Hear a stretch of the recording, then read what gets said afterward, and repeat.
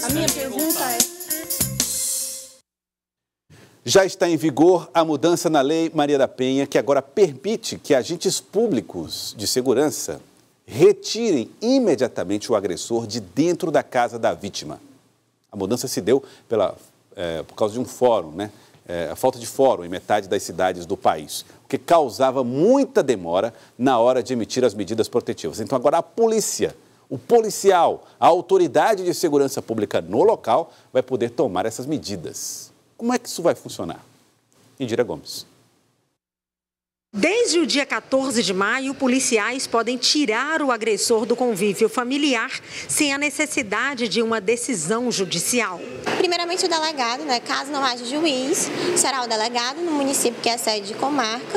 Se não tiver delegado, policial militar, policial civil, agente, escrivão, eles poderão aplicar essa medida protetiva, que é a depender da urgência, a depender da situação da vítima, se há risco à sua integridade física, à sua vida, de afastamento do agressor, do local de convivência, do lar, para com a vítima, A mudança altera a Lei Maria da Penha e agiliza medidas protetivas em cidades onde não há juiz.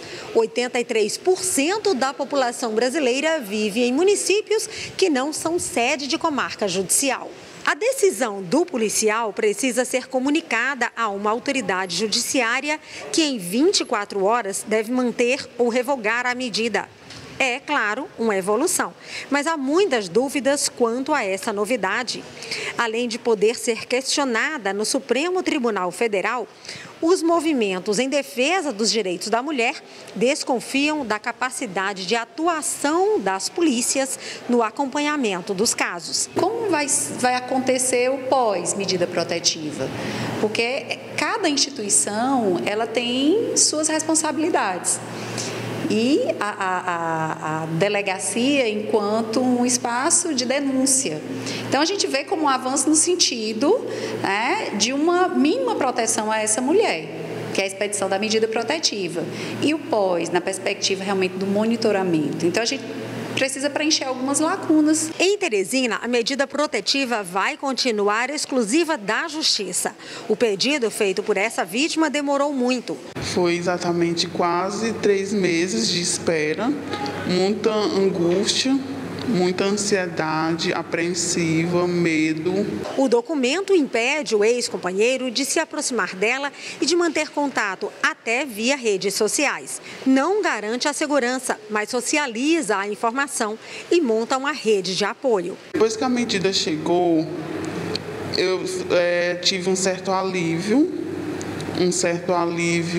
de segurança e de demonstrar para ele que outras pessoas estavam sabendo do meu risco.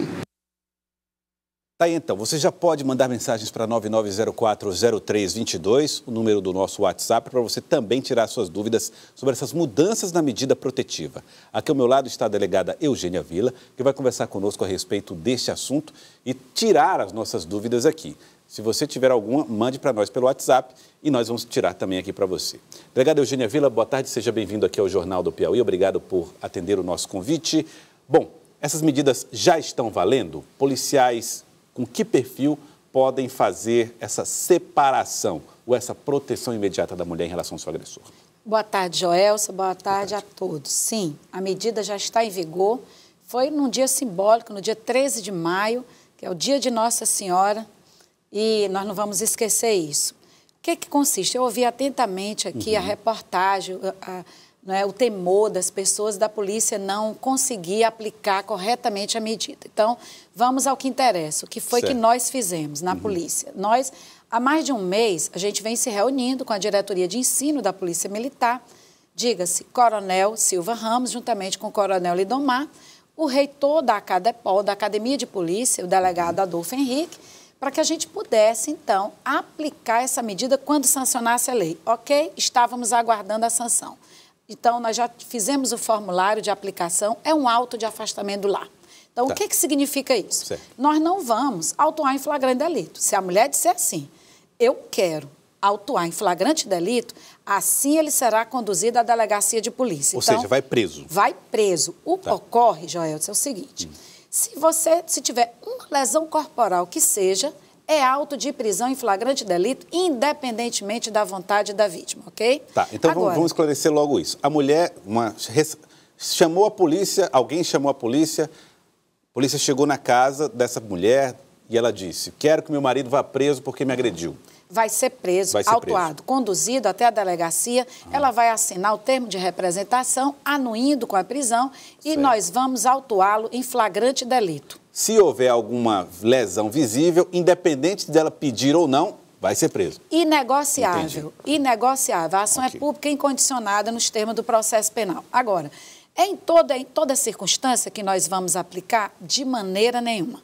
Então, o delegado de polícia, a delegada, vai aplicar nos locais onde não haja comarca, ou seja, onde não tem juiz instituído, não é? E a polícia militar, ela vai, de forma subsidiária, aplicar onde não exista nem comarca, logicamente, e nem delegado de polícia. E o que é que nós temos no Piauí? 130 municípios descobertos de comarca e de delegacia de polícia. Então, nós já fizemos o formulário, o auto de afastamento do lar, imagino que tenha sido o primeiro do Brasil, não é? Já fizemos o formulário de avaliação de risco, que vai ser preenchido pela polícia em parceria com a vítima. Ela que vai dizer os riscos, que vai servir como fundamentação do auto de afastamento do lar, que a gente denomina fumus comis delicti, e o perigo dele não sair do lar. Certo. Então, vamos na prática, como que vai acontecer? O policial vai chegar no local, vai ser chamado naturalmente por alguém, 190, Salve Maria. Sim, nós vamos acoplar no Salve Maria, não é? Naturalmente. Então, o policial chega, vai verificar o contexto, né, daquele momento, vai conversar com a vítima, vai conversar com vizinhos populares que por lá estejam. E aí, então, independentemente da vontade da vítima, ele, percebendo que há um risco iminente à integridade física dela e a dos seus dependentes, ele vai autuar e vai determinar que ele se afaste do lar naquele momento. Muito bem. Digamos que ele diga assim, não vou me afastar não, estou na minha casa, vou sair daqui por quê? Como é que o policial pode fazer? O policial, então, ele vai autuar de qualquer maneira, como nós autuamos em flagrante delito. Certo. E se a pessoa, ela recusa a assinatura no auto de prisão, o que nós fazemos?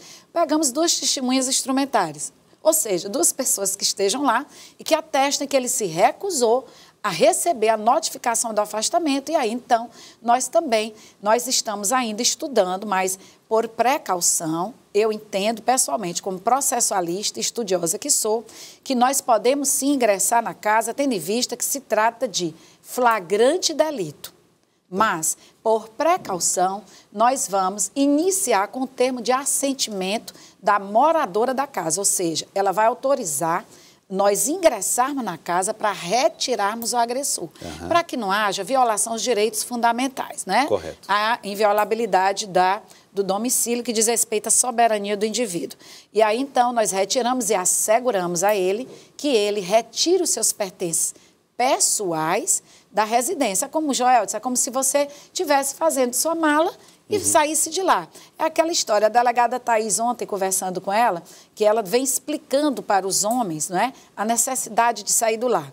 É como se tu tivesses 2 sobrinhos em casa, os 2 brigam.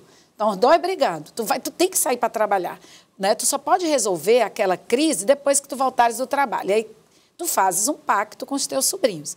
Olha, nenhum pode ver o outro, até eu chegar do trabalho. Então, você vai ficar no quarto X e você vai ficar no quarto Y. Quando eu decidir, quando eu voltar, nós resolvemos. Quem é que vai decidir? O magistrado.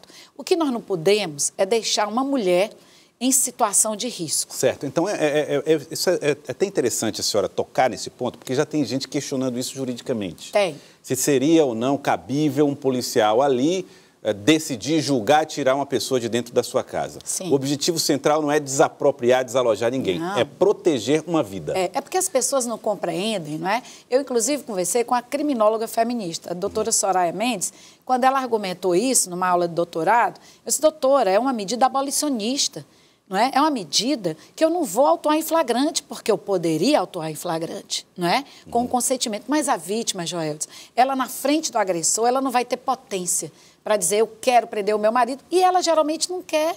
Ela não quer a prisão, mas ela só quer dormir bem, em paz, com os filhos dela, no momento que ele chega embriagado. Isso é comum demais. Agora, doutora, já que essa medida ela tem esse objetivo que a senhora falou, essa semelhante ao do sobrinho, olha, separo para evitar confusão, no futuro o juiz decide, né? Seria mais ou menos isso. Seria. Separo para evitar a morte, mas no futuro o juiz decide. Como é que esse policial, esse agente de segurança vai garantir que o homem vai respeitar essa medida? Ah, porque ele vai assinar um termo e o policial só vai sair de lá no momento em que ele sair e garantir a segurança daquela mulher e daquela família. Entendi.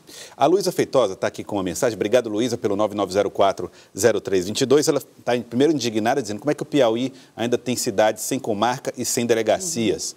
E aí diz, a Lei Maria da Penha deveria ser igual ao Estatuto do Idoso e aquela lei do não pagamento de pensão. Uma vez agredindo, cadeia imediatamente. A Luísa que está deixando essa mensagem. Muito obrigado pela mensagem, Luísa. Bom, em relação a essa falta de estrutura, falta de comarca e falta de delegacia, a senhora vê problemas ou dificuldades para o cumprimento dessa nova norma por causa dessa dificuldade de capilaridade das delegacias do interior? Eu penso que, que vai ser, no Piauí, nós vamos ter uma grande valia. Eu estou comemorando, porque a menor unidade policial, que é o GPM, vai poder aplicar uma medida máxima, né? Que é uma medida inovadora. Veja bem, Joelson, a carência de comarca, a carência de delegacias não pode impedir a proteção. E quem vai estar lá é a Polícia Militar. Certo. Por isso que nós já alinhavamos no canal Educação da SEDUC, treinamento para o dia 1º e 8 de junho, já com os formulários, e a Polícia Militar vai estar, que é aquela polícia que está bem pertinho da comunidade, vai estar bem ali para resolver o problema 24 horas. Com relação, eu assisti aqui a fala da nossa amiga do Esperança Garcia, eu sempre digo o seguinte, o que vem depois não é com a polícia. A polícia, ela está ali para conter, tanto no flagrante delito, o auto de prisão, quanto na medida protetiva de afastamento do lar, conter uma crise. Depois, o homem e a mulher deverão ser encaminhados para programas sociais. Agora, o que é que nós não temos 24 horas? Programas sociais. Então, vamos colocar assim, em evidência que nós não podemos resolver tudo. A polícia tem um limite, que é o quê? Salvar a vida naquele momento. Agora, desconstruir todo esse arcabouço de violência que é estrutural e estruturante, cabe à educação, saúde, a políticas sociais, que não são diretamente vinculadas à polícia. Eu não sou psicóloga, eu não sou assistente social, mas eu tenho a responsabilidade de salvar vidas. Essa é a nossa dimensão. No momento em que se colocar esse tipo de atendimento, as prefeituras, né, a municipalização da segurança nas unidades básicas de saúde, com psicólogos, com assistentes sociais, aí sim, nós vamos encaminhar esse agressor diretamente para a unidade de saúde, que funciona 24 horas. Delegada Eugênia, perguntas dos telespectadores pelo 99040322. O Valdemar está elogiando a medida. Obrigado, Valdemar, pela audiência aí no Renascença 2. Obrigado a você. E tem outra pergunta, uma dúvida do telespectador, que é a seguinte. Existem muitos casos de homens que acabam agredindo as mulheres porque eles tentam separar uma agressão ou evitar uma agressão que eles estão recebendo. Gostaria que a senhora informasse para esses homens como eles podem proceder para que não sejam os agressores e possam controlar, no caso de um tumulto lá, até que chegue uma autoridade. O que deve fazer o homem? Deve procurar uma autoridade policial, manter a tranquilidade? Como é que funciona isso? Bem, vamos lá. Apertar o salve-Maria, né? O homem pode fazer isso? Pode, para salvar mulheres, pode. Qualquer pessoa do povo poderá apertar o botão. Se você vir uma mulher em situação de violência, você pode e deve, Jorge. Mas ele está falando aqui no caso de homens que estão sendo agredidos pelas esposas, pelas mulheres. Sim, e aí, conversar, dialogar, apartar a briga. Nada não é? de responder, nada de empurrar, nada de segurar, nada disso. Nada. Apartar, conversar com o homem, sobretudo, inocular o homem, ou seja, conter de onde vem a maior força. De onde é que vem a maior força? É do homem. Não é da mulher. Então, dizer, olha, vamos parar com isso, segurar esse homem, não é, para que a mulher respire e que ela possa, então, ele possa conter a violência. De modo geral, é o homem. Se a mulher estiver muito alterada, não é? Ambos estiverem muito alterados, ainda assim, o diálogo tentar romper esse ciclo, ou seja, retirar o homem, naturalmente, que apertar o Salve Maria e ligar para o 190. Você pode chamar, mesmo nesse sentido. Aperta, chama o 190. O 190 e o Salve Maria serve para os dois casos? Serve. Tá, muito bem. O Nascimento está aqui. Quero saber como é que a polícia vai garantir que o homem saiu da casa depois que ele deixar a ocorrência. Vai ficar algum policial de plantão para evitar que o homem volte? Nascimento, obrigado pela sua pergunta. Ok. Não, nós não podemos colocar policiais de plantão numa casa, não é? Mas nós precisamos saber o itinerário, o paradeiro dele. Então, esse deslocamento nas cidades do interior é muito fácil da gente monitorar. O Salve Maria, nós vamos imbricar com o Salve Maria. Nós vamos colocar as estatísticas e o monitoramento das nossas medidas protetivas, ou seja, do afastamento do lar, no interior do Salve Maria, que já é uma plataforma integrativa, que integra a Polícia Civil e Militar. Mas nós só vamos sair da casa depois da saída do agressor com seus pertences. Olha só essa situação aqui. Eu não sei, eu não vou dizer o nome do rapaz, embora tenha o nome aqui, eu não vou falar, mas a situação dele é o seguinte. Recebi uma medida protetiva de uma ex-namorada com a qual tenho um filho, mas nunca moramos juntos. Hoje eu sou casado e nunca mais tive contato com ela. Pago pensão alimentícia mensalmente e ela não aceita que eu tenha outro relacionamento, assim sempre me importunando e fazendo falsas acusações. Ela alegou na delegacia que moro com ela e pratico violência doméstica. Pergunto, como eu devo agir em um caso assim? A medida protetiva, ela serve para a mulher. Como é que você deve agir? Deve procurar a polícia e registrar essa ocorrência, não é? Em qualquer distrito policial, para que a polícia, então, faça dialogar o seu clamor com o inquérito que investigou a violência que ela está te atribuindo. Se isso for em verdade, ela vai estar cometendo crime. E a investigação vai apurar o fato? Sim, ela vai estar cometendo o crime de denunciação caluniosa. Então, se você, porventura, você tiver, nesse caso, relatado, se ela estiver atribuindo a você um crime que você não pratica, ela está praticando o crime. Entendi.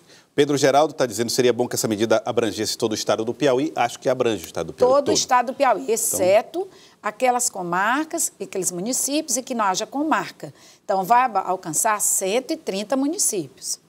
Tá, apesar de considerar significativa a mudança na Lei Maria da Penha, entendo que a modificação não possui uma abrangência necessária para combater a violência contra a mulher, é o que está dizendo aqui o Haroldo, pois a comarca que tenha juiz titular, ele acredita que, em função dessas discussões que estão sendo feitas, a polícia não vai ter autoridade suficiente e nem cobertura legal, porque é preciso que haja decisão do juiz para que essas decisões sejam efetivamente tomadas. É o Haroldo que está mandando. Haroldo, olha só, quando a gente autua em flagrante delito, precisa também da convalidação do juiz, não é? Nós não autuamos em flagrante delito, então essa pessoa, ela só não vai ser presa, não é? Ela vai ser obrigada, sim, a ouvir a autoridade, no caso, o policial militar. Então, ela não tem saída. É até aproveitar o programa para avisar os homens, né? Que tentem chegar em suas casas e agredir mulheres verbalmente, com ofensas, suas filhas, seus filhos, que a polícia vai estar bem pertinho. E que agora nós vamos, sim, nós vamos fazer cessar essa violência dentro da lei e dentro da Constituição, obedecendo os direitos fundamentais, nada de abuso de autoridade. Bom, aqui uma telespectadora, e a última registro que eu vou fazer, tem muitos registros, muitas dúvidas.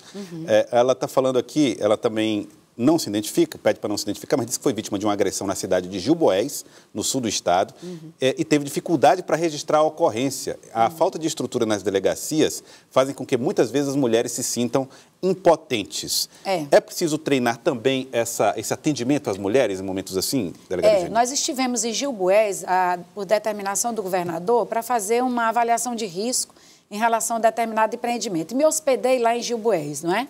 E o que é que nós vimos? Nós já estamos com uma delegacia, um centro integrado de média complexidade, quase no ponto de inaugurar, que vai ter em Gilboés, justamente em Gilboés.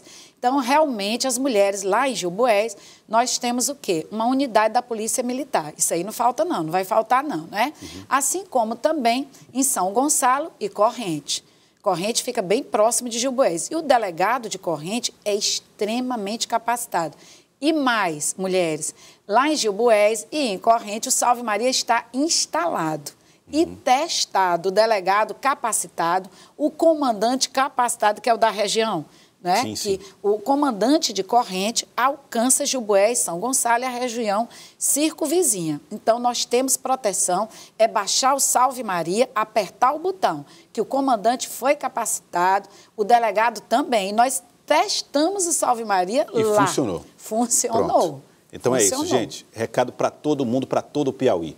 Baixe o aplicativo Salve Maria, um aplicativo que dá a você a possibilidade de denunciar a violência contra a mulher de forma instantânea, automática e anônima. Então você apertou o botão emergencial lá no aplicativo e garante a proteção para as mulheres. Façam isso. É mais importante do que tudo. As medidas que estão anunciadas, protetivas, essas medidas que aumentam o rigor, todas elas funcionam muito bem, desde que haja denúncia. Isso. Então, é fundamental baixar o aplicativo Salve Maria para que essa denúncia aconteça e o trabalho da polícia e da justiça a partir de aí se desencadeie, tá bom? Delegada Eugênia, muito obrigado pela participação aqui no Jornal do Piauí. Foram muitas as mensagens dos telespectadores, não pude ler todas, mas agradeço aos telespectadores também pela participação. Eu só quero deixar uma mensagem. Mulheres, acreditem na polícia, acreditem na nossa justiça. Chame a polícia e nós vamos, sim, tirar o agressor de dentro de casa se ele te importunar dentro de casa. Nós não vamos admitir de jeito nenhum feminicídio, nenhuma lesão corporal. Tolerância zero. Muito obrigado, delegada, pela participação, delegada Eugênia Vila. Vamos ao intervalo, voltamos em instantes. Não saia daí.